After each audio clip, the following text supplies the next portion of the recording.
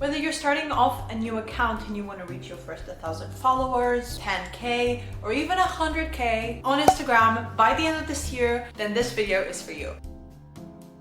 Hey guys, what's up? My name is Mathilde. Welcome back to the Picsart YouTube channel. Today I'm going to be breaking down all the tips for you to grow your Instagram in 2025 according to tips that Instagram has given out and tips that I've noticed myself. First and foremost, let's talk about your profile. This is going to be the thing that people are going to see and is pretty much going to be the determiner of whether people scroll past your content or actually go and follow you. These are things like your bio, your username, your profile picture. So let's talk about them. First and foremost, the username. I feel like there's been some sort of shift in recent years with the username. I know that we've already talked about how underscores and dots and extra letters aren't really trendy on Instagram anymore and are feeling very outdated. But I've also noticed that, especially for personal accounts, people aren't really using their names anymore. I think there's a huge trend this year of people becoming less chronically online and trying to appear more effortless and cool, because that's essentially what social media is about. Obviously, if you have a business account for your small business or you're managing a social media page, then it's really important that you do stick to having your brand name as your username, because this is just going to increase SEO and people are going to find it easier when they're going on Instagram and just searching up your brand name. We also have to talk about profile picture. If you have a personal account, you can go ahead and just put a selfie or whatever image that you feel like reflects you. But if you run a business account, this is super important to appear professional. I always go ahead and add a logo, but I don't have a logo or a budget for a graphic designer, Mathilde. What can I do? Fear not, you can go over on Picsart and use the AI logo maker tool. I am genuinely obsessed with this because you can literally just put in your business name, choose some colors, import even inspo pictures that you have of logos. You can talk about what you want your logo to be. It will design some logos. You can just scroll through the logo suggestions and just save this and use it as your profile picture.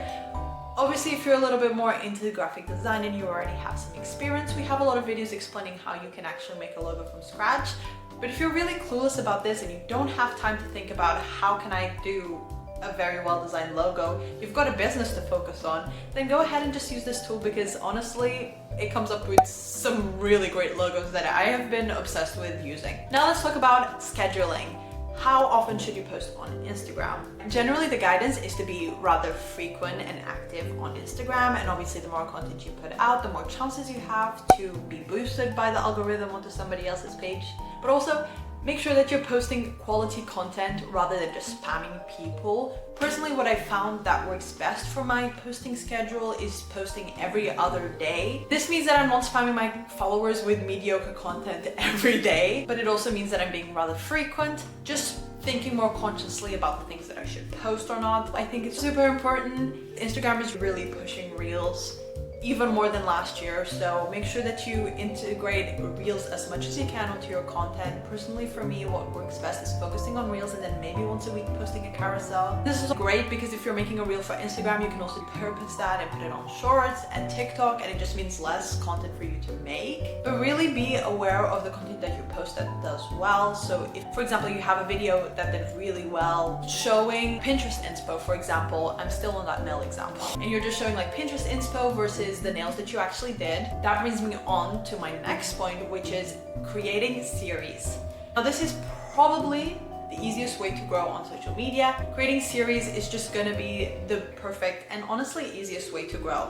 People are gonna look at your video, and if they like it, they're gonna go on your profile and see other videos of the same nature. They're gonna watch those videos because they were already interested in the first one, so they already know what to expect. This doesn't just mean that they're only interested in this series content. If you've got 2 or 3 series that are doing really well and you can start growing your audience, then you can start experimenting with different types of content and mixing things so that you also don't get stuck in a content box of always making the same type of videos. It's really important that if you have a small business and you're trying to grow your social media account, sit before you start planning your content and think of maybe 4 or 5 social media series ideas that you can incorporate your business onto. For example, if you have a nail business, you can do the Pinterest versus what I made.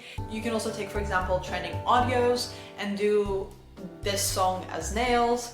Things that are going to be trendy and topical and that are going to keep people interested enough to look for more examples. Let's talk about SEO. I feel like this is always the most technical part of growing on Instagram, but Instagram is becoming less about hashtags. You no longer have to spam your comments with a bazillion hashtags or your captions. It's so much more just about SEO.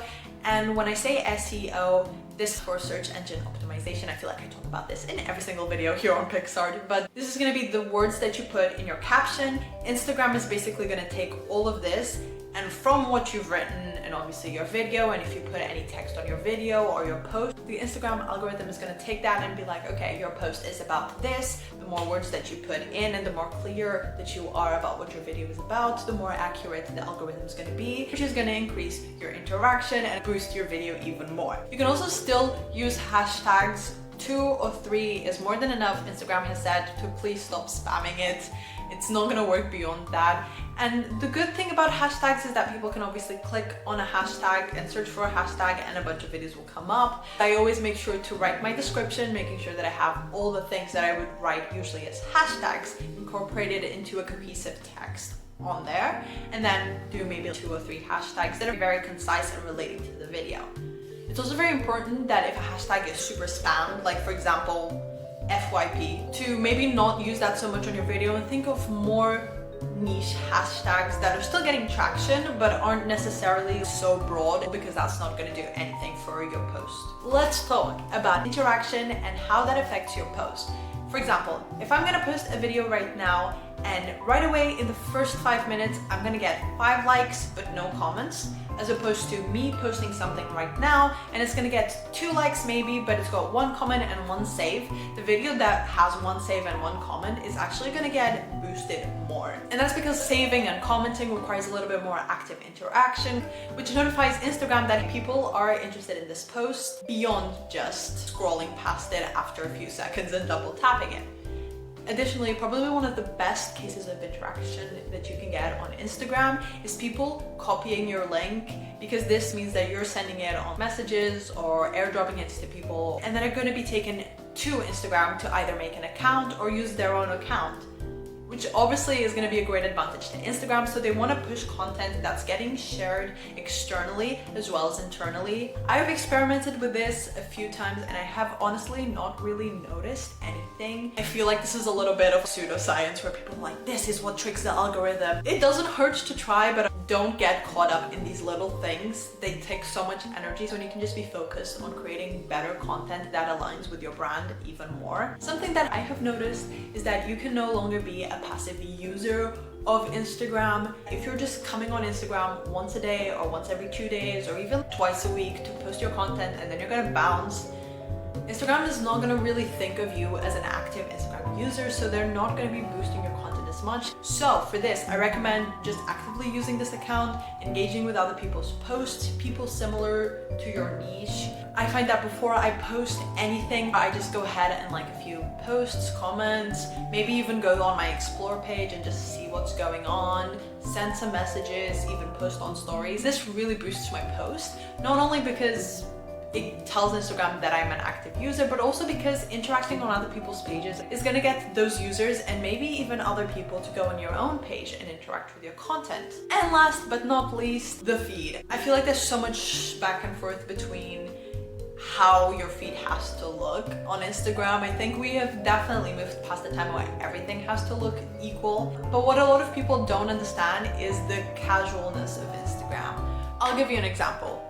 Look at this Instagram feed versus this Instagram feed. You can see that in the second example, it's so much more aesthetically pleasing because, as you can see, there's a balance within the feed, be it the colors, be it the mixture of posts. And this is super important when people look at your reel and they think, oh, this is cool, let me check out the profile. And they look at something like this, messy and a little bit hard to digest. they might be a little bit taken aback, whereas if they see something like this, they're gonna be like, oh, that's a cool profile. Maybe experiment with creating little thumbnails for your videos, which you can do on Picsart. Maybe even creating a rough color palette of what you want it to look like. We have so many videos of this over on our TikTok. So you can also plan your feed using Picsart. I do this all the time. Having said all of that, thank you guys so much for watching this video. Please give it a thumbs up if you enjoyed it, or you can subscribe. If you haven't, you can follow us on Instagram, X, and TikTok, because we post on there every single day. And if I don't see you on there, then I'll see you next week. Same time probably. Okay, bye.